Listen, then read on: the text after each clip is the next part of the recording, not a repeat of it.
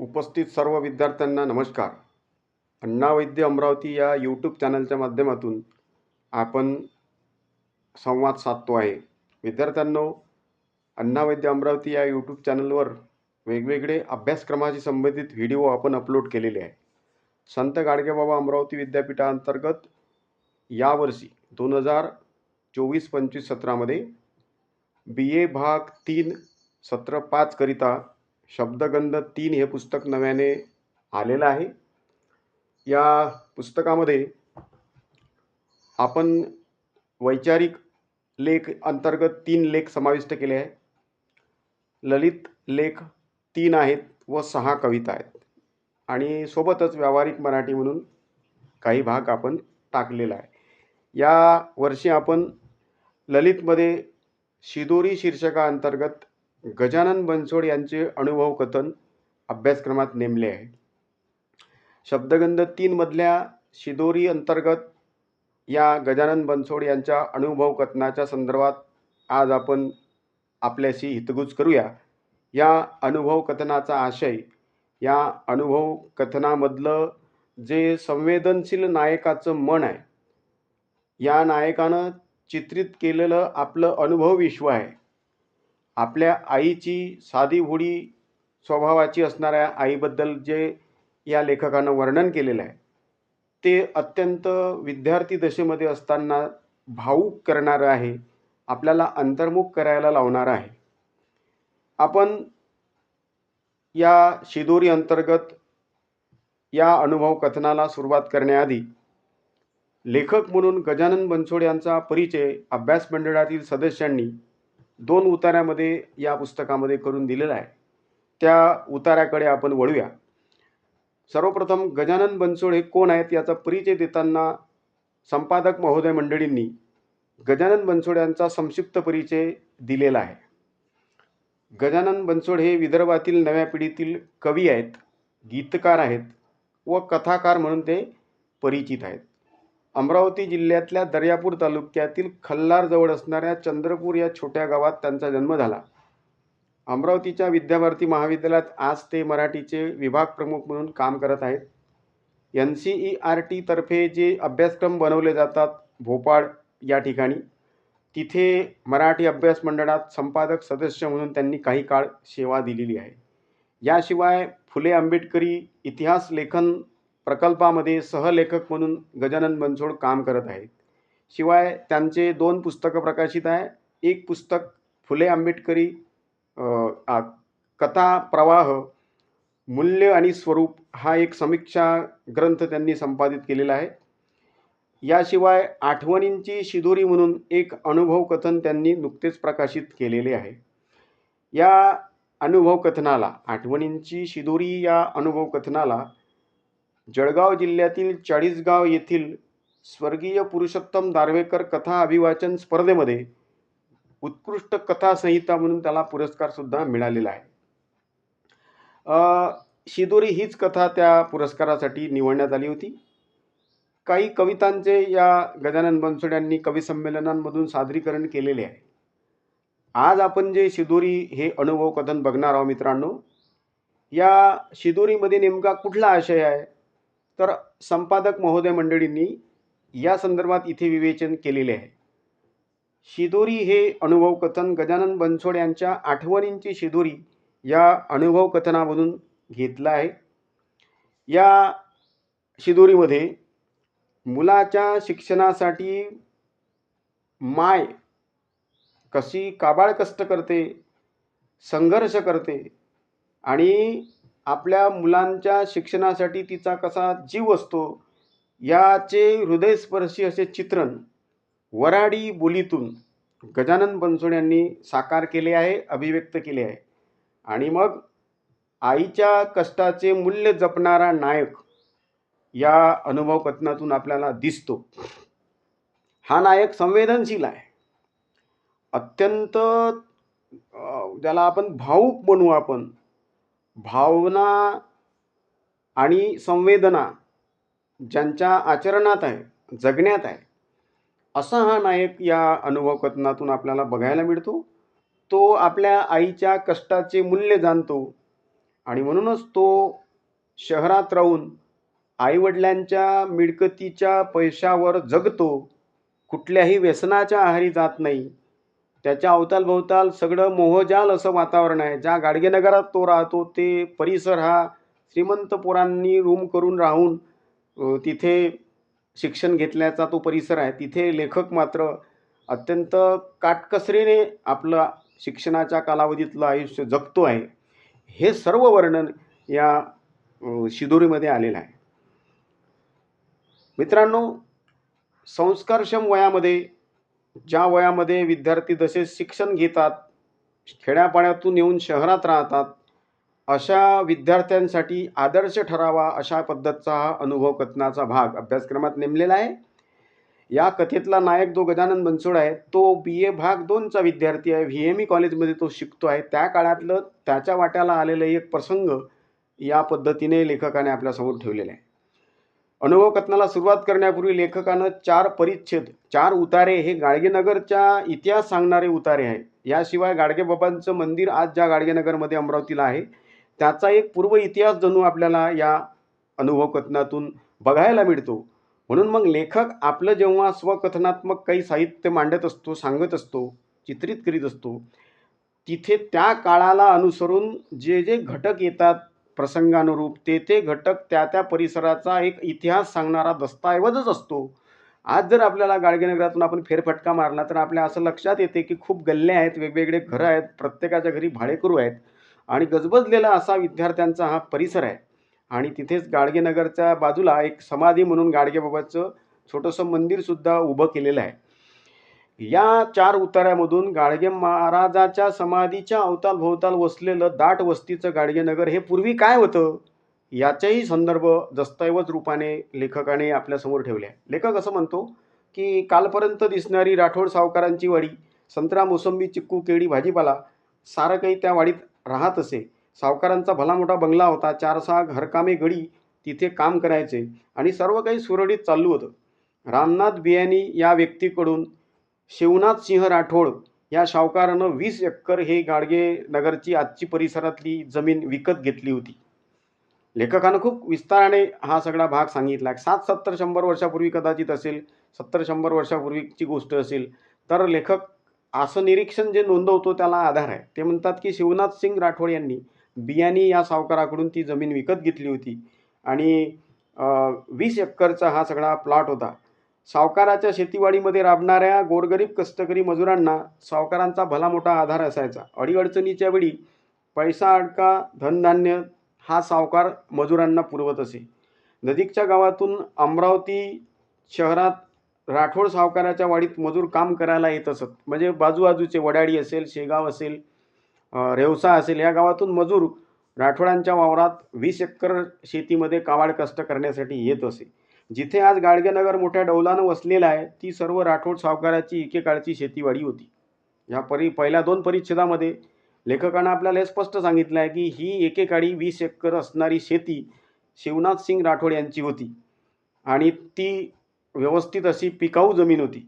गाडगेबाबांचा उपदेश अंगीकारणाऱ्या, भुकेल्यांना अन्न व तहानलेल्यांना पाणी व उघड्या नागड्यांना वस्त्र पुरवणाऱ्या सावकाराला हा जो सावकार आहे शिवनाथ सिंह राठोड हा तत्कालीन गाडगे महाराजांचं जे काही कीर्तनाचा जी परंपरा चालू होती, कीर्तनाच्या माध्यमातून गाडगेबाबांचा जो जागर सुरू होता समाजामध्ये, त्या विचारांना मानणारा होता आणि म्हणून मग गाडगेबाबांचे विचार मानणाऱ्या या सावकारांवर गाडगेबाबांच्या विचाराचा प्रभाव होता.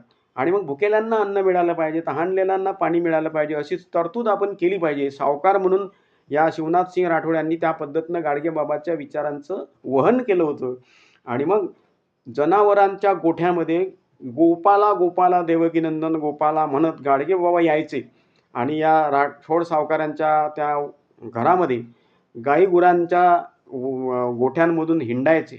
इथं लेखक असं लिहितात की गावगाड्यात आल्यानंतर गाडगेबाबा ढोरावासरांची देखभाल पाहून गोपाला गोपाला देवकीनंदन गोपाला असे म्हणून आनंद व्यक्त करत.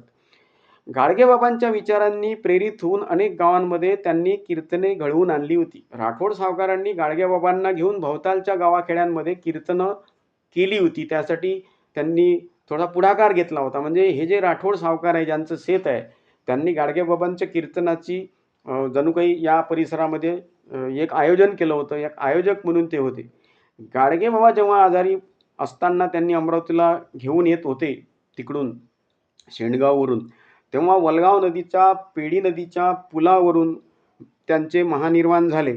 तेव्हा त्यांना एकच ध्यास होता. कुणाला? राठोड सावकारांना, की गाडगेबाबाचा अंत्यविधी हा माझ्या भूमीत, माझ्या शेतात झाला पाहिजे व त्यांची समाधी आपणच बांधली पाहिजे. एक नवीन तीर्थक्षेत्र आपण या ठिकाणी निर्माण केलं पाहिजे, या पद्धतीचा मानस राठोड सावकारांनी व्यक्त केला. आणि लेखक असं लिहितात की त्यांची समाधी आपण बांधावी, एक नवीन तीर्थक्षेत्र तिथे निर्माण करावं, याच मातीत गाडगेबाबांच्या नावानं काहीतरी कायमस्वरूपी निर्माण करावं, म्हणून गाडगेनगर निर्माण झालं. भाविक संतांची आज इथं गर्दी वाढली. पुण्यतिथी यात्रा महोत्सव जो डिसेंबर महिन्यात अमरावती शहरामध्ये गाडगेनगर परिसरात होतो मित्रांनो, तुम्हाला ते माहीत आहे की भली मोठी यात्रा गाडगेबाबाच्या नावानं तिथं भरते. आंधळ्या पांगड्यांची, समतेच्या विचारांची आणि दुःखी कष्टी जीवनाची आस्था असणारे संवेदनशील मनांची ती यात्रा असते. आणि गाडगेबाबाच्या पुण्यतिथी या महोत्सवाच्या निमित्त ती यात्रा भरली की सारा परिसर 15 दिवस तिथं दुमदुमतो. गाडगेनगरापासून शहरातील बहुतांश शाळा आणि महाविद्यालयात जवळ असल्यामुळे खेड्यापासून आलेले काबाड कष्ट करणाऱ्या आईवडिलांची मुले या गाडगेनगरमध्ये वेगवेगळ्या घरांमध्ये खोली भाड्याने करून राहतात व शिक्षण घेतात. गाडगेनगरच्या परिसरातलं हे उतार्यांमधून आलेलं लेखकानं केलेलं वर्णन हे गाडगेनगरचा दस्तऐवज आहे. गाडगेनगरचा इतिहास सांगणारं हे सगळं चित्रण आहे. आणि मग तिथे कसे पोरं विद्यार्थी आपले खोली भाड्यानं करून राहत आहेत, आणि ही सर्व मुलं जी भाड्याने खोली करून राहत आहेत त्यांच्या मनामध्ये स्वप्न आहे. स्वप्न कोणतं आहे? की ज्या खेड्यापाड्यातून ते आलेले आहेत त्या खेड्यापाड्यात त्यांचे काबाड कष्ट करणारे आईवडील आहे. या आईवडिलांचं काबाड कष्टाचं चित झालं पाहिजे आणि म्हणून ते मोठ्या मेहनतीनं अभ्यास करत आहे. आईबाबांची स्वप्न पूर्ण करण्यासाठी सार्थ धडपडत असणारी ही मुलं गाडगेनगरला आहेत. लेखकसुद्धा त्या काळात अभ्यास करून शिकत होता. लेखक असं लिहितो की महाविद्यालयीन ग्रंथालयामध्ये ग्रामीण भागातून आलेले विद्यार्थी अतिशय जिद्दीने अभ्यास करताना मला दिसायचे. तेव्हा मन भारावून यायचं. आपणही जिकरीने मेहनत करावी, यश मिळवावं असं सारखं वाटायचं. माझ्या मागे पुढे बाबांना कोणी विचारलं, औंदा कितवीत गेला गडी? तेव्हा बाबा अभिमानानं म्हणायचे, 14वीला गेला बा. आपल्याच्यानं तर होतं तितकं शिकवावं, हातपाय गळले तर थोस त्याचं सांभाळीन. लेखक वर्णन करतात की लेखकाचे वडील म्हातारे, गावखेड्यामध्ये त्यांचं आयुष्य सुरू आहे. त्या गावातल्या चंद्रपूर खल्लार गावातल्या इतर मंडळींनी जेव्हा वडिलांना यांच्या विचारलं की यंदा कितवीत गेला तुमचा पोरगा, तर नगरात भाड्यानं राहणाऱ्या गजानन बनसोडच्या वडिलांचं उत्तर असं आहे की 14वीला गेला आणि आपले हातपाय जोपर्यंत व्यवस्थित आहे तोपर्यंत आपण त्याचं करू, जेव्हा केव्हा आपले हातपाय गळतील तेव्हा तो त्याचं सांभाळेल. म्हणजे इथं असं लक्षात येतं मित्रांनो की लेखकाच्या म्हाताऱ्या 60-65 वर्षाच्या वडिलाला लेखक गजानन बनसोड अमरावतीला भाड्याने खोली करून राहत आहे. त्या खोलीचं भाडं व जेवणाखावणापुरते काय जे पैसे लागतात ते पुरवायचे आहेत. त्यासाठी खेड्यातले हे आईवडील काबाड कष्ट करत आहे. गावावरून आल्यावर 2-4 दिवस घरच्या माणसांच्या व गावातल्या लोकांच्या आठवणी लेखकाला येतात. लेखक एखाद्या वेळेस गावले जातो. गावले गेल्यानंतर गावातल्या मातीशी त्याची नाळ जुळलेली आहे. त्याच्या गावात दोस्त आहे, सोबती आहे, मित्र आहेत, आईवडील आहे, म्हातारे, छोटंसं कौलारू घर आहे. त्या खेड्यापाड्यातून जेव्हा तो सोडून शहरात सोमवारी येतो तेव्हा 2-4 दिवस त्या लेखकाला गजानन बनसोड आपल्या गावातल्या आठवणी येतात. आठवणींमध्ये काय येते तर आपले काबाड कष्ट करणारे आईवडील त्याला दिसतात. 2-4 दिवसात घरच्या माणसांच्या, गावांच्या आठवणी मला येत होत्या असं लेखक लिहितात. पुन्हा अभ्यासात मन रमलं की मग सारं काही मी ते विसरून जात होतो. पहा, लेखक हा जिद्दीने अभ्यास करणारा विद्यार्थी दशेतला आहे. त्याला त्याची जी करमणूक आहे ती कोणती सिनेमा बघून तो करमणूक करून घेत नाही, तर तो स्वतःला अभ्यासात गुंतवून ठेवतो. कधी कधी म्हणते महाविद्यालयाच्या वाचनालयात बसल्यावर आईवडिलांची आठवण आली की मग मन सैरभैर होत असे. तेव्हा गावचं चित्र डोळ्यापुढे यायचं. आई रूपू पाटलाच्या वावरात निंदन खुरपण व कधी फन पराठ्या वेचायची. बाबा भर उन्हाळ्यात वखर व्हायचे आणि नांगर हाकलायचे. तेव्हा मग अधिक तीव्रतेने मला ते चित्र दिसलं की मी झपाटून अभ्यास करायचो असं लेखक नोंदवतो. आता बघा मित्रांनो कसं असते, एखादा गरीब घरचा विद्यार्थी जेव्हा शिकायला शहरात येतो तेव्हा त्याच्या डोळ्यासमोर हे कायमस्वरूपी चित्र जर दिसलं त्याला, की आपले आई-वडील किती काबाड कष्ट करतायत आणि आपल्याला पैसे पुरवत आहे, त्याची जाणीव प्रत्येक विद्यार्थ्याला असली पाहिजे. गजानन बनसोड यांना ती जाणीव आहे आणि म्हणून ग्रंथालयाच्या त्या वाचन कक्षामध्ये जेव्हा गजानन बनसोड व्ही.एम.ई. कॉलेजच्या भल्या मोठ्या ग्रंथालयात वाचन करतात पुस्तकांचं, वेगवेगळ्या विषयाच्या संदर्भात सखोल वाचन करताना त्यांना त्याचे आई-वडील आठवतात, की आपले आई-वडील कष्ट करून राहिले. आपण त्या प्रत्येक कष्टाचं चीज केलं पाहिजे. अभ्यास करताना 60-65 वर्षाचे आई-वडील बाबा नेहमी कष्ट करताना दिसले, की तिथेच मला माझ्या डोळ्यातून अश्रू निघायची. गहिवरून यायचं. आपल्या महाविद्यालयीन खर्चासाठी सीतादेवीच्या पहिल्या वेचाचा 20 किलो कापूस विकताना वडील डोळ्यासमोर यायचे. कधी-काळी याच आई-वडिलांनी सीतादेवी म्हणजे खेड्यापाड्यामधल्या शेतीवाडीतला कापूस फुटल्यानंतर पहिला वेचा जो केला जातो, त्या वेचाच्या प्रसंगी सीतादेवी नावाचा एक छोटासा विधी गावातल्या महिला करतात. तर तो पहिला शेतीतला कापसाचा वेचा म्हणजे सीतादेवीचा वेचा, तो 20 किलो कापूस निघाल्यानंतर बाबा त्याचे विकून टाकायचे तो कापूस आणि त्या 20 किलो कापसातून जे पैसे यायचे ते लेखकाला दिल्या जात होते. असं कितीतरी वेळ झाला आहे, ते लेखकानं बघितलं आहे. एवढंच नाही तर शेतीतून आलेला मूग असेल, ज्वारी असेल, डाळ असेल, ते विकून 200-300 रुपये जे येत होते ते लेखकाच्या खिशात टाकले जायचे आणि लेखक अमरावतीला यायचा. आता हे जे काही त्या घरातून जे दारिद्र्य आहे, त्या दारिद्र्याला पास करून, त्या दारिद्र्यातून बाहेर निघून लेखकाला आपल्या आयुष्यात आपल्या आई-वडिलांना सुखी समाधानी करायचं स्वप्न उराशी बाळगलं आहे. आणि म्हणून असं लेखक असं म्हणतो, की मला माझ्या आई-वडिलांचे हे सगळं दिसलं, की मला गहिवरून यायचं आणि मग अधिक चेव यायचा. चेव हा शब्द वऱ्हाडातला शब्द आहे. अधिक चेव येणे म्हणजे अजून खडबडून जागे उठणे. अस्वस्थ व्हायचो म्हणते मी, मला माझे आई-वडील दिसले की. सारा राग मग मी पुस्तकावर काढायचो. सकाळी पासून रात्री 10-10 वाजेपर्यंत व्ही.एम.ई. कॉलेजच्या ग्रंथालयात वाचन कक्षात लेखक वाचन करत आहेत. विदर्भ महाविद्यालयाच्या वाचनालयात वाचत बसलो, तेव्हा कुठे आपण आपल्या आई-वडिलांच्या कष्टांना न्याय देतो आहे असं वाटायचं. शिकत असताना आपल्या ध्येयापुढे आपण विचलित होऊ नये, याची मी सतत काळजी घेत असे. झपाटला लेखक. गजानन बनसोडे झपाटल्या सारखे एक प्रकारचे अभ्यास करत होते. त्यांच्यासमोर आदर्श होता. डॉक्टर बाबासाहेब आंबेडकर यांचा आदर्श त्यांच्यासमोर होता. त्यांचे काबाड कष्ट करणारे आई-वडील सारखे त्यांच्या डोळ्यासमोर दिसायचे आणि म्हणून लेखक असा म्हणतो, की झपाटल्यासारखं मी ते सगळं व्हायचो. मला मित्र होते. भरपूर दोस्त मित्र गजानन बनसोडे यांचे आहेत. ते असं म्हणतात, की मित्रमंडळी ही माझ्यासारखी जेमतेम होती, परिवारातली होती. तेही सतत महाविद्यालयाच्या ग्रंथालयामध्ये तासनतास बसायचे. एकमेकांना आम्ही धीर देत असू. अडीअडचणीला मित्र एकमेकांना मदत करायचे. 10-20 रुपयाची मदत मला मित्रांकडून होत असे. स्थानिक जे अमरावतीतले काही मित्र होते त्यांच्या घरी लेखक जातात. सुट्टीमध्ये ते चहा प्यायला, नाश्ता करायला लेखकाला बोलवतात. तर जाणं येणं व्हायचं आणि मग लेखक स्वतःच्या मनाशी एक निश्चय करतो. या मित्राशी लेखक चर्चा करतात. त्यातून एक मनाची धारणा पक्की होते त्यांची आणि मग एक डिसिजन पक्का घेतला जातो. गजानन बनसोड मनामध्ये एक निर्णय पक्का घेतात. तो निर्णय मित्रांनो महत्त्वाचा आहे. तो निर्णय कसा आहे? लेखक असं लिहितात, की आपणच अशा पद्धतीनं निर्णय घेतला पाहिजे. आपण निकोप जगलो पाहिजे. कुठल्याही पद्धतीचा एक विचार घेऊन, एक इक्वॅलिटीचा, समतेचा विचार घेऊन सर्व दोस्त मित्र कुठल्याही जातीपातीच्या आडकाठी न आणता आपण निकोप जगलो पाहिजे.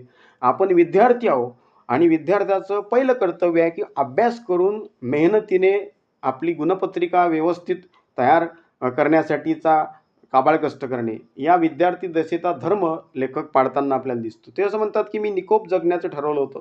जातीपातीच्या पलीकडे जाऊन जगता आलं पाहिजे असं मला वाटायचं. स्वतःशी तशी विचारसरणी मी बनवत गेलो होतो आणि मग निरनिराळ्या ठिकाणी होत असलेल्या अमरावती शहरातल्या सांस्कृतिक कार्यक्रमासाठी, मनोरंजनात्मक कार्यक्रमाकरिता आणि वैचारिक प्रबोधनात्मक कार्यक्रमाला मी हजेरी लावायचो आणि त्या कार्यक्रमातून मिळणारा विचार मी आत्मसात करायचो. लेखक गजानन बनसोड शहरात खोली करून भाड्यानं आहेत, पण ते सिनेमा पाहायला नाही जात. ते कुठला मनोरंजनाचा कार्यक्रम पाहायला जातात, पण ज्या कार्यक्रमातून प्रबोधनात्मक काही खाद्य मिळते, मनोरंजनाच्या सोबत काही वैचारिक देवाणघेवाण होते, काही वक्त्यांची भाषणं होतात, काही संमेलनं होते, काही मेळावे होतात, त्या कार्यक्रमाला लेखक जातात. सिनेमा बघायला लेखक जात नाही. याचं कारण असं मित्रांनो, सिनेमा बघणे हे ठीक आहे, की एखादा सिनेमा पॉप्युलर होतो आहे, तो बघितला पाहिजे. पण लेखकाचा कालखंड हा 30 ते 35 वर्षापूर्वीचा हा कालावधी आहे आणि 25-30 वर्षापूर्वीचा झपाटलेला असणारा हा कालावधी शिक्षणाचा कालावधी आहे आणि मग शिक्षणच आपल्याला आपल्या विवंचनेतून, काबाड कष्टातून, अवहेलनेतून मुक्त करू शकते, हा ध्यास घेतलेला हा नायक आहे. आणि म्हणून तो म्हणतो की अमरावतीच्या सांस्कृतिक, मनोरंजनात्मक व वैचारिक कार्यक्रमाला मी हजेरी लावत होतो आणि या कार्यक्रमाची मेजवानी मी अनुभवत होतो. लेखक पुढे हेही सांगतात की खरं तर मीच मला घडवत होतो. लेखकाने या अनुभव कथनामध्ये एक प्रकर्षाने आपल्याला दिसते की लेखक हा स्वतःच काही निर्णय घेतो आहे. तो असं म्हणतो की मी जे काही निर्णय घेतो, मी जे वाचन करत होतो, त्या वाचनाच्या पाठीमागे मला एक आतून एक शक्ती येत होती, ती मला वाचायला लावायची. लेखकाने या अनुभव कथनामध्ये कोण्या शिक्षकाचा उल्लेख केला नाही आहे, कोण्या पुस्तकाचा पण उल्लेख केलेला नाही. पुस्तक लेखकानं खूप वाचलेली आहे, पण लेखकाला घडवण्यासाठी जी आतून एक शक्ती दिसते मित्रांनो, ती शक्ती आहे त्याने बघितलेलं स्वतःच्या आईवडिलांचं आयुष्य. आणि या कष्ट काबाड करणाऱ्या आईवडिलांच्या आयुष्यात थोडं सुख आपण देऊ शकतो का? आणि ते जर द्यायचं असेल तर आपल्याला काय करावं लागेल? यासाठी लेखकाने इथे काबाड कष्ट करून आपल्याला कशी तरी एखादी नोकरी मिळाली पाहिजे, हा ध्यास घेतलेला आहे. पुढे लेखक असं लिहितात की काटकसर करून जेमतेम खर्चात शिक्षण सुरू होत होतं. मग गावातून निघताना फाट्यापर्यंत पोहोचून देणार आहे बाबा, आई बाबा नेहमी मला सांगायचे. काय सांगतात आई वडील त्याला? फाट्यापर्यंत येतात दोघे जण आणि त्याचं गाठोडं एसटीत टाकताना त्या गजानन बनसोडशी संवाद करतात त्याचे आई वडील. ते असं म्हणतात की आमच्याकडून आता काही कामधंदा होत नाही, पर तुझं शिक्षण व्हावं म्हणून करा लागते. नाही तर असं करणं, एखादी लहान सहान चपराशी नाहीतर बाबू बिबूची नोकरी तर पाय. काय आहे त्यांच्या अपेक्षा? आपला मुलगा भला मोठा अधिकारी व्हावा असं त्यांना वाटत नाही. त्यांना केवळ एवढंच वाटतं की एखादी साधी चपराशाची जरी याला नोकरी मिळाली तर आपले काबाड कष्ट थांबतील. आणि म्हणून ते विचार व्यक्त करतात मनातला की तू जाऊ दे ना तिकडे, भला अधिकारी होण्याचं काही घेणं देणं नाही. चपराशीत होय कुठेतरी एखादा, आणि बाबा आमच्या मागचे कष्ट गेले पाहिजे. तेव्हा आई वडिलांची समजूत घालासाठी गजानन बनसोड आपल्या आई वडिलांना म्हणतात की धीर देतात ते. हो म्हणते, माझ्या अनेक ठिकाणी आता ओळख्या वाढलेल्या आहे आणि मी एखाद दुसऱ्या ठिकाणी असं काही मिळते का म्हणून बघतो आणि करतो. वेळ निभवून नेते लेखक. काबाड कष्ट करून बाबांच्या पायांना बोट बोट फट पडल्या होत्या किंवा चालताना त्यांना खूप त्रासही होत होता. बाबा घरगुती इलाज करायचे तर कधी झाडपाल्याची कांग त्या भेगांमध्ये टाकायचे. अमरावतीला दवाखान्यात चला असं विनंती करतात लेखक की बाबा अमरावतीला चला, आपण याच्यावर काहीतरी इलाज करू. तेव्हा गजाननरावचे वडील दादू हे काही दवाखान्यात येत नाही. त्यांना माहीत आहे की दवाखान्यात जाणे, डॉक्टरची फी भरणे, औषध पाणी घेणे याला काही पैसे लागतील. यापेक्षा गावातला जो गावठी उपाय आहे तोच ते करतात. ते म्हणतात की बिब्बा घेतो मी, त्याला ती जी जखम आहे ती दुरुस्त होईल, तू काही लोट घेऊ नको म्हणते. आईच्या एका हातात ठणक होती आणि मग तिला गावातली मंडळी म्हणायचे की काहीतरी तुला याचा नस लागली असेल, कोणी म्हणायचे की काहीतरी झालं असेल. तर आई दिवसभर काबाड कष्ट करून कणत कणत झोपत असे. लेखक असं वर्णन करतात पहा. आईच्या एका हातात खूप ठणक होती, मानेपासून नस लागली म्हणून दुखते, तर कोणी वातामुळे दुखते असे तिला सांगायचे. दिवसभर राबराब राबून रात्री झोपताना या कळावरची त्या कळावर होत ती तडपडायची. दुसऱ्या दिवशी झाकटी तुटून पुन्हा तीच दिनचर्या तिची सुरू व्हायची आणि सकाळीच उठून शोभावहिनी दरवाजात हजर आली की आई युवा आणि पटकूर घेऊन लगेच शेतीवाडीच्या काबाड कष्टासाठी निघायचं. आई एक आई आणि कष्ट अधिक आई अशा पद्धतीचं एक जणू काही गणिताचं समीकरण झालं होतं तिच्या वाट्याला जगण्यात. लहानपणापासून आज तागायत वयाच्या 60-65 पर्यंत कष्ट कष्ट कष्ट. आणि म्हणून लेखक असं लिहितात की कष्ट अधिक कष्ट बरोबर आई, अशा पद्धतीचं एक समीकरण माझ्या आईच्या बाबतीत झालं होतं. आईला म्हटलं, का हो आई, रात्री तुझे हातपाय दुखते, रात्रभर तू तडपतो, हां, राह ना आजच्या रोज घरी. तेव्हा मग आई काय म्हणते, काम नाही केलं तर आमचं भागीन कसं आणि तुझं शिक्षण होईन कसं? मग तिचा काय प्रश्न आहे की मी जर कुठं शेतीवाडीत काबाड कष्ट करायला गेली नाही आणि घरीच जर राहिली म्हणते, तर हे तुझ्या शिक्षणासाठी पैसे कोण पुरवन? आता तिने केलेला हा जो प्रश्न आहे याचं उत्तर लेखकाजवळ नाही आहे. मग आईबाबांना माझी खूप काळजी वाटत असे. कसा खर्च भागवत असन, काय करत असन. कधी अचानक गावाला गेलो की आई म्हणायची, आज मले वाटेस का तू येतं म्हणून. रात्रीपासून माया डावा डोळ्याची पापणी लावून राहिली. तिच्या या खुड्या समजुतीशी माझा गावाला जाण्याचा सुतराम संबंध नसायचा, पण ती तशी म्हणायची. मग रात्रभर गावातल्या, घरच्या, वावरातल्या, नात्यागोत्यातल्या गप्पा करत बसायचो. गजानन बनसोड हे आपल्या या अनुभव कथनामध्ये आपल्या आईचं आणि आपलं कसं नातं होतं हे एकेका उतार्यातून उलगडत नेतात. म्हातारी आई आहे. गजानन बनसोड हे घरातलं एकच सदस्य आहे. त्यांना कोणता भाऊ नाही आहे, कोणती बहीण नाही आहे. आणि मग अशा भाऊ बहीण नसलेल्या, एकुलतं एक लेकरू असणाऱ्या या आईवडिलांचा एकमेव वारस असलेल्या या गजानन बनसोडचा सगळा जीव आपल्या आईवडिलात आहे आणि त्यांच्या आईवडिलांचा सगळा जीव हा गजानन बनसोड यांच्यात आहे. आणि म्हणून मग हे जे नातं आहे आईचं आणि मुलाचं, हे अत्यंत जिव्हाळ्याचं आणि अत्यंत भावनिक असं ते नातं आहे. आणि मग रात्र मग आम्ही गप्पा गोष्टी करायचो. आता या गप्पा गोष्टींमध्ये काय असायचं? आई, गजानन बनसोड यांची आई त्यांच्या बालपणीच्या काही आठवणी गजाननराव यांच्याकडे सांगतात. ती आई आपला पूर्व आयुष्य सांगते. आई कधी कधी गतजीवनाचा एक विस्तृत असा कालपट माझ्या डोळ्यापुढे ठेवायची. लहानपणी कशा पद्धतीनं आमचं आयुष्य जगलो बा आम्ही, काय कशा पद्धतीनं खाण्याचे प्रश्न होते. ते म्हणायचे की करण्या कोंड्याच्या तरोट्याच्या भाजीसंग आंबाडीची भाजी खाऊन आम्ही कसे जगलो. अंगभर कधी त्यांना कपडे मिळाले नाही. माय नेसायची त्याच साडीचे फडके पोलके फाडून आम्ही अंगावर झाकायचो. खेड्यापाड्यामध्ये लुगड्यांच्या बोथऱ्या सातऱ्या करूनच सगळा संसार पूर्वी चालला होता आणि अत्यंत कठीण काळ तो होता. त्या काळात हे आई आणि तिच्या 4 बहिणी आणि एक भाऊ असं हे कुटुंब जगलं. ती असं म्हणते आपल्या जुन्या अनुभव सांगताना की आजा जसा मेला, म्हणजे गजानन बनसोड यांच्या आईचे वडील जसे वारले तसंच कोल्ह्या काकड्यावरून आईच्या मोठ्या भावाने म्हणजे किसना मामाने आई आणि 3 बहिणी व स्वतः तो घेऊन त्याची पत्नी ज्या गावाला राहायची त्या रहाड गावाला तो राहायला येतो. आजोबाच्या मृत्यूनंतर 4ही भावांची जबाबदारी किसना मामांच्या अंगाखांद्यावर आली व त्यांनी ती पेलली आणि कोला काकडा गाव सोडून सासरवाडीला रहाड गावाला सर्व भावंडांना तो घेऊन आला. अमरावतीजवळ असल्यामुळे इथे कामधंद्यांची मारामार नव्हती. मामा सर्वांना घेऊन गिट्टी फोडायला जात असे. मामाला लिहिता वाचता येत असल्यामुळे तो काही दिवसात गिट्टी खदांचा काम करणारा मजुरांचा लीडर झाला.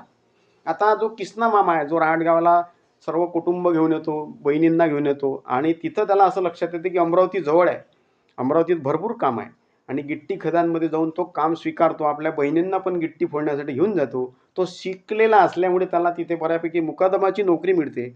लग्नाच्या सीझनमध्ये गिट्टी खदांचे जेव्हा काम बंद असायचे तेव्हा आई, हिची जी बहीण आहे गुणवंताबाई, ह्या दोघी बहिणी रहाटगावच्या पांदीतून पळसाच्या झाडाची पानं आणायची. त्या पानांमधून पत्रावळ्या तयार करायच्या त्या आणि मग पानपत्रावळी बनवत असत व दररोज अमरावतीच्या सराफसाथीमध्ये जाऊन त्या इतवाऱ्यात जाऊन विकायच्या. त्यातून मिळणाऱ्या पैशांमधून चाराण्याची तिळाची ढेप आणि गुळाचा खळा घेऊन त्या खात दोघी बहिणी शेगाव रस्त्यानं पुन्हा रमण्यातून पळसाचे पानं वेचण्यासाठी यायच्या. आईच्या दुःखाची कहाणी ऐकून मी भारून जात असे. काय काबाड कष्ट केले आहे बनसोड सरांच्या आईंनी. गजानन बनसोड यांच्या आईने त्यांच्या बालवयामध्ये, हसण्या खेळण्या बाळगण्याच्या वयामध्ये गिट्टीवर जाऊन खदानीतून गिट्टी फोडल्यानंतर उन्हाळ्याच्या दिवसामध्ये पत्रावळ्या तयार करून त्या रहाटगावला तयार केल्यानंतर त्या पहिले तर पानं आणायचे, त्या विणायच्या. तयार केलेल्या पत्रावळ्या पायी रहाटगाववरून इतवाऱ्यापर्यंत यायचे. इतवाऱ्यातून बाजारात त्या विकून त्यातून जे काही मिळकत मिळायची, ते मिळकत मिळालेल्या पैशातून त्याचा जे काही पैसे येत होते त्याची थोडंसं काही घेऊन त्या वापस यायच्या. आईची ही जी दुःखाची कथा आई सांगते बनसोड यांच्याजवळ, गजानन बनसोड यांच्याजवळ रात्र बसून, तेव्हा लेखकाला मोठं वाटायचं की किती कठीण आयुष्य आपल्या आईनं घालवलं आहे. ज्यांनी आपल्यासाठी एवढे काबाड कष्ट उपसले आहे त्यांच्यासाठी आपण मेहनत केली पाहिजे, चांगला अभ्यास केला पाहिजे आणि नोकरी मिळवून आपल्या आईवडिलांना आपण सुखी ठेवलं पाहिजे, अशी एक मनात एक प्रकारचं स्वप्न लेखकानं उरात बांधलेलं आहे, मनाशी पक्क केलेलं आहे. आता उच्च विद्या विभूषित प्राध्यापकांच्या मार्गदर्शनाखाली लेखकाचे ज्ञानाचे धडे गिरवणं सुरू आहे. लेखक VME महाविद्यालयात BA भाग 2ला शिकत आहे. त्याला शिकविणारे जे प्राध्यापक आहेत ती PhD अवॉर्डेड अनुभव असलेली मंडळी आहे. या अनुभवी मंडळींच्या अध्यापनातून लेखकांवर अध्यापनाचे संस्कार झाले व लेखकसुद्धा असंच काहीतरी आपण होऊया, आपण प्राध्यापक होऊ शकतो, आपल्यामध्ये अशा पद्धतीचं कौशल्य आहे असं त्याला मनोमन आतून वाटायचं. एक संस्कार हे मी महाविद्यालयामधून लेखकाने स्वीकारला, आत्मसात केला. लेखक असं लिहितात आपल्या अनुभव कथनामध्ये, की उच्च विद्याविभूषित प्राध्यापकांच्या मार्गदर्शनाखाली ज्ञानाचे धडे घेऊन मन उत्साही आणि भावनिक बनलं होतं. महाविद्यालयामध्ये जिव्हाळ्याचं आणि प्रामाणिकपणे वागत असल्यामुळे, मी इतरांसोबत जिव्हाळ्यानं आणि प्रामाणिकपणे वागत असल्यामुळे अनेक चांगले अभ्यासू मित्र मला या कालखंडामध्ये मिळाले. वेगवेगळ्या स्नेहसंमेलनाच्या माध्यमातून, कवी संमेलनातून दरवर्षी मी जात होतो व काही कविता तिथं सादर करीत होतो. काही पारितोषिकसुद्धा मला कवितेच्या माध्यमातून मिळाली होती. प्रथम, द्वितीय, तृतीय पारितोषिक मला मिळत गेलं व काही विद्यार्थी मला कवी म्हणून ओळखायला लागले. वाङ्मयाचा अभ्यास करताना मित्रांना माझे वागणे, बोलणे सोज्वळ वाटत होते आणि मग कोणी मला आग्रह धरला, की मी माझी एक कविता त्यांना ऐकवत होतो. आणि ती कविता अशी आहे मित्रांनो, की "वित भर पोटासाठी" नावाची गजानन बनसोडे यांची कविता ते ऐकवत होते त्यांना, त्यांच्या मित्रांना. त्या कवितेच्या ओळीसुद्धा गजानन बनसोडे यांनी या उतार्यामध्ये दिलेल्या आहे, की "वित भर पोटासाठी दिस आमची", "वित भर पोटासाठी" नावाच्या या कवितेचे शीर्षक आहे आणि त्यातल्या 2 ओळी कवीने इथे दिल्या आहे, की "रात आमची वैरीण, दिस आमचा गहाण, वित भर पोटासाठी आमची होते दाना-दान". या पद्धतची पॉप्युलर अशी, लोकप्रिय अशी, आईवडिलाच्या काबाड कष्टाची नोंद घेणारी ही कविता गजानन बनसोडे यांची आहे आणि ती इथे उतार्यातनी दिलेली आहे. या कवितेत आईवडिलांच्या कष्टांच्या नोंदी आहे. कविता ऐकून माझे मित्र भावनिक होत असत. या कवितेनेही मला अनेक मित्र मिळवून दिले होते. गावातून निघताना आई पुढची चक्कर कशी होईल, केव्हा होईल याबद्दल चौकशी करते. तेव्हा गावातील बायकांसोबत आईचा दसऱ्याला दीक्षाभूमीवर जाण्याचा विचार असतो आणि ती लेखकाजवळ बोलून दाखवते. तेव्हा लेखक म्हणते, "दसऱ्याला जायचं असेल तर जाय म्हणते बाबा तू. 8-15 दिवस दसरा राहिला आहे, तेव्हा दसऱ्याला नाही येत म्हणतं मग तू. मग मी जाते म्हणते तिकडे. तू जर दसऱ्याला येणार असेल तर मी थांबते गावात. तू जर दसऱ्याला येणार नसेल तर मी गावातल्या महिला चालल्या आहेत दीक्षाभूमीवर, तिकडे जाणार आहे. पाहिन मग कॉलेजला सुट्ट्या असेल तर येईल." लेखक काही निर्णय देत नाही. येतो किंवा येत नाही हे तो सांगत नाही. मग सणावाराच्या दिवशी पोरगा घरी यावा असं आईला नेहमी वाटत असे. आपल्या गावाच्या बाया गेल्या तर महाविचार दीक्षाभूमीवर जायचा होता. एक म्हणते का तुही चक्कर दसऱ्याला झाली गेली तर तुलाही काही पैसे द्यावे लागतील, म्हणून माय मन जरा सुरू करते. गावातल्या महिला दीक्षाभूमीवर जाण्यासाठी आग्रह धरत आहे, पण जयवंताबाईला असं वाटते की मी जर दसऱ्याला या गावातल्या महिला मंडळींसोबत गेलो तर तिथे काही एक खर्चाला पैसे लागतील, तर मग ते पैसे आपल्याकडे नाही आहे. आणि समजा तू जर म्हणते दसऱ्याला इथं घरी आला, मी जर गावात नसली तर मग तू कसं, आणि तुला जर शिक्षणासाठी काही 4 आणे काय जे 20-30 रुपये जे लागणार तर ते कोण तुला देईल. कष्ट करणाऱ्या आईवडिलांच्या मनामध्ये प्राधान्याने आपलं लेकरू शिकते आहे शहरामध्ये, त्याच्या शिक्षणासाठीच्या खर्चाची तरतूद करणे हा त्यांचा अग्रक्रम आहे. उरलेल्या गोष्टी तो आहे. मग त्यांनी दीक्षाभूमीवर जाणंसुद्धा थोडंसं बाजूला ठेवलं आहे. ती म्हणते की मग पैसेच नाही तर मग कसं करणार. ती असं म्हणते की गाडी फुकटाची असेल म्हणून काय झालं, आपल्याजवळ तर 5-50 रुपये पाहिजेत का नाही.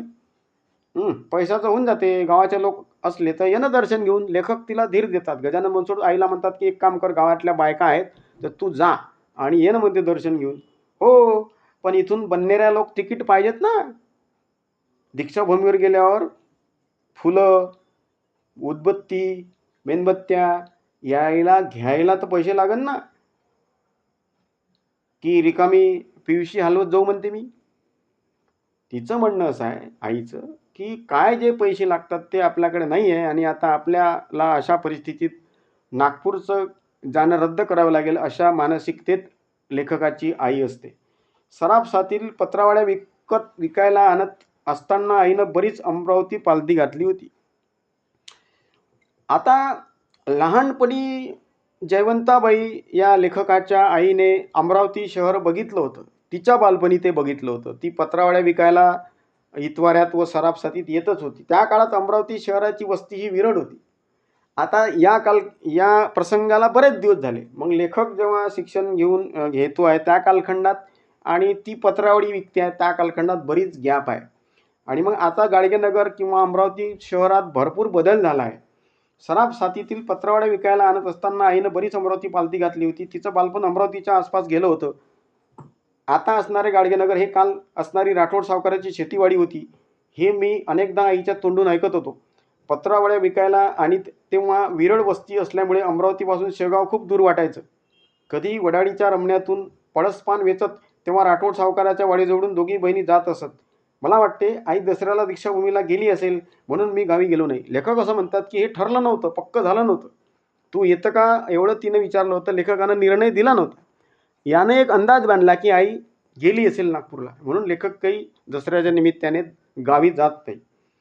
तर लेखक असं पुढं लिहितात की रात्री 9 वाजेपर्यंत त्याची आई वाट पाहत असते. दसऱ्याच्या दिवशी थोडं पुरणपोळी ती करण्यासाठी पुरण ठेवते. तर रात्रीपर्यंत लेखक जात नाही आणि मग सकाळी उठून ठेवलेल्या पुरणाच्या पोळ्या बनवते आई आणि अमरावतीला जिथं लेखक भाड्यानं राहतो आहे त्या भाकरे प्लॉटकडे येण्यासाठी निघते आहे. पुरणाच्या पोळ्या बनवणारी सकाळीच उठून झोपेतून उठून सकाळी सकाळी आईने पुरणाच्या पोळ्या बनवल्या, एक झोरा घेतला आणि ती आपली अमरावतीच्या दिशेनं निघाली. गावातल्या आया बाया तिला काय म्हणतात, पायटी पायटी कुटीसा चालल्या जयवंताबाई? पार्वताबाई विचारते. जातो बाई अमरावतीले. कामून अशी एकदम पायटी पायटी? काल बाई पोरगा येतो म्हणे आणि आला नाही. माय काही चितच नाही लागून राहिलं म्हणून मी पायटीच निघाली. अहो आज कानी तुम्ही कोणाचा तरी कापूस येचाचा होका घेतला होता ना. एक द्वारका नावाची बाई आहे, ती म्हणते की आज आपण एका रफू पाटलाच्या शेतात कापूस वेचायला जाणार होतो, हे ठरलं होतं आपलं. तू हे सकाळीच कशी काय अमरावतीला चालली? तर घेतला होता बाई रुपू पाटलाचा. आजच्या रोज पार्वताबाई आणि तुम्ही शोभा जादा बरं म्हणते कापूस वेचायला. मी संध्याकाळपर्यंत वापस येतो. कापूस वेचायला घेतलेला होका हा एक दिवस लेट करणारी जयवंताबाई प्राधान्याने आपल्या मुलाला पुरणाच्या पोळ्या ज्या केल्या आहेत त्या खाऊ घालण्यासाठी, त्याच्याशी भेटगाठ करण्यासाठी ती अमरावतीला निघते आहे. जाऊ दे बाई, बोलण्यात उशीर होईल आणि पहिली गाडी जर माझी सुटल तर मग दुसरी गाडी येण्याची वाट पाहावं लागेल. आणि मग जयवंताबाई निघतात गावावरून. चंद्रपूर गावावरून खल्लार फाट्यावरून गौरखेडा फाट्यावर ते येतात आणि मग अमरावतीच्या बसनं ते येऊन अमरावतीच्या गाडगेनगरच्या एरियात त्या उतरतात. मी गाडगेनगरमध्ये भाकरे प्लॉटमध्ये राहतो हे आईच्या तोंडपाठ झालं होतं. 40-50 वर्षापूर्वी गाडगेनगर पाहिलं नव्हतं तिनं. सावकाराच्या वाडीतच गाडगेबाबाची समाधी आहे, तिथेच गाडगेनगर वसलं आहे. इतकी जुनी खानाखुना गाठ बांधून आईची शिदोरी घेऊन ती निघाली असते. तिला माहीत होतं की शिवनाथ सिंग राठोडची ती वाडी होती बुवा, तिथे आपण कामाला जात होतो आणि पळसपान वेचताना गाडगेनगर तिनं पाहिलं होतं आणि तिथेच गाडगेबाबाची समाधीसुद्धा तिनं बघितली होती. पण नंतर मात्र गाडगेनगरची जी वस्ती वाढली ती काही आईला ध्यानीमनी नव्हती आणि ती बसमधून खाली उतरते आणि तिथं ते भले मोठं गडगडलेला सगळा तो परिसर आहे. आणि एवढंच तिच्या लक्षात आहे की आपला मुलगा भाकरे नावाच्या माणसाच्या घरी भाड्यानं राहतो आणि ते भाकरे प्लॉट म्हणून त्या परिसरात त्याची ओळख आहे आणि गाडगे महाराजाच्या समाधीच्या मंदिराच्या मागच ते आहे. हे बोलता बोलता लेखकानं सांगितलं होतं आईला. म्हणून ती उतरते गाडीतून आणि याले त्याला विचारते, कोण सांगते शहरामध्ये? कोणी सांगायला तयार नाही. तो भाऊ भाकऱ्याचा पलाट म्हणून आहे का जी तुम्हाला? नाही म्हणतात लोक पुढं जात होती. संपूर्ण गल्ल्या ती फिरते आहे. पोरानं खोली गाडगेबाबाच्या मंदिराच्या मागं सांगितली पण तिला काही सुचत नव्हतं. पुन्हा रस्त्यानं बाई दिसली की केविलवाण्या स्वरात तिला ती विचारायचे, बाई भाकरे पलाट मालूम आहे का जी? परत कोणीतरी माणूस दिसला की परत ती त्याला विचारायची, भाकरे पलाट मालूम आहे का जी तुम्हाला? एखादा माणूस खोचटपणे विचारायचा, ते कोणत्या गावचे भाकरे आहेत? इटकीचे का डोंगरगावचे? खरं तर त्यातून त्यांना भाकरे म्हणजे कोण हे जाणून घ्यायचं असते. असा शोध घ्यायचा होता. परंतु खोली शोधता शोधता त्रासलेल्या माझ्या आईला त्या माणसाच्या बोलण्याचा भाव समजत नाही आणि ते समजून घेण्याची तिला गरजही वाटत नाही. तर काही जण तिला म्हणायचे, पहा हो बाई, लय वाळखोची या गल्लीतून त्या गल्लीत फिरून राहिली राजे हो. कॉलेजात शिकणारा तिचा पोरगा आहे म्हणते. हे भाकऱ्याचा प्लॉट कोणता आहे मला मालूम जर असतं तर मी नेऊन दिलं असतं म्हणते तिला.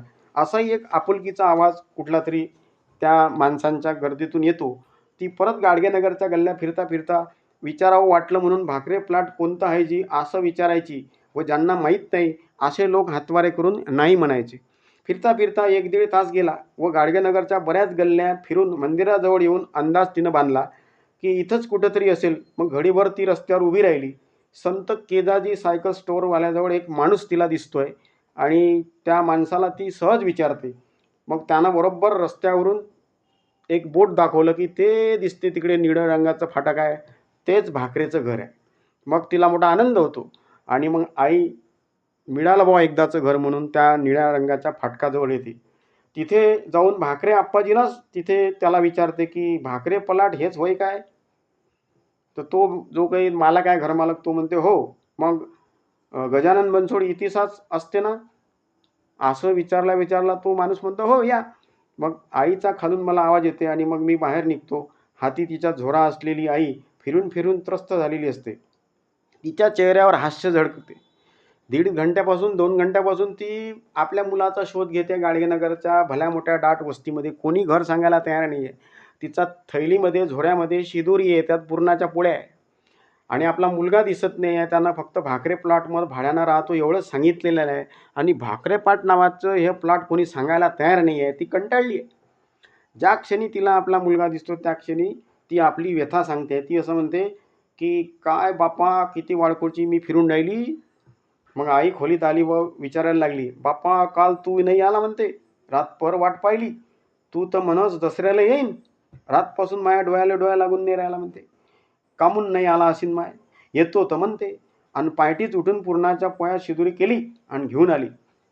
आम्ही खावं आणि लेकरांना काय तोंड पाहावं. आता हा जो संवाद आहे मित्रांनो या अनुभव कथनामधला, कोणत्याही भोळ्या बाबड्या आईला आपला मुलगा शहरात राहतोय, तो काय खातो माहीत नाही आणि आपण खेड्यामध्ये कष्ट काबाड करत त्याला पैसा पुरवतो आहे. आपण पुरणाच्या पोळ्या खावा आणि आपल्या लेकरांना काय खावं. या जिव्हाळ्याने या मातेच्या मनातल्या भावना घेऊन ती आलेली आहे. आईचे हे शब्द ऐकून मला भरभरून आलं. काय म्हणावं म्हणते आईला. मनातल्या मनात आपल्या अशिक्षित असणाऱ्या आईच्या उदार अंतःकरणाबद्दल व तिच्या मायेबद्दल व तिच्या प्रीती आणि केविलवाण्या चेहऱ्यापुढं मी हतबल झालो म्हणते. स्वामी तिन्ही जगाचा आई विना भिकारी या कवितेच्या ओळी लेखकाला आठवतात. आईनं मग ते शिदुरी सोडून दिली म्हणते. आम्ही दोघंही मायलेकं पुरणाच्या पोळ्या जेवलो. काही वेळानंतर मी माझ्या आईला माझ्या मावशीकडे मोठ्या आईकडे मी घेऊन गेलो. मी परत खोलीवर आलो. माझं मन भरभरून आलं. माझ्यासाठी आजपर्यंत केलेले काबाड कष्ट मला आठवले. हाडाचे मणी व रक्ताचं पाणी करून ही आई मला शिकवते आहे. कष्ट करून आईची अवस्था अतिशय दयनीय झालेली आहे. वयाची साठी उलटून माझ्यासाठी काबाड कष्ट करणारी, हसत हसत दुःख झेलणारी आई मला शिकवते आहे. तिच्या कष्टाचं चीज झालं पाहिजे. अनुभव कथनामध्ये लेखकानं या शेवटच्या उताऱ्यामध्ये जो भाग आपल्या मनातला इथं नोंदवला आहे, त्याला शब्दरूप दिलेला आहे, तो भाग महत्त्वाचा आहे. तो असं म्हणतो की आईला जेव्हा मी सोडून दिलं तिकडे मावशीकडे आणि घरी आलो, रूमवर आलो, तेव्हा मी माझ्या मनाशी एक निश्चय केला म्हणते की या काबाड कष्ट करणाऱ्या या 60-65 वर्षाच्या म्हाताऱ्या आईला आपण जपलं पाहिजे. तिच्या दुःखाचं कष्टाचं चीज केलं पाहिजे.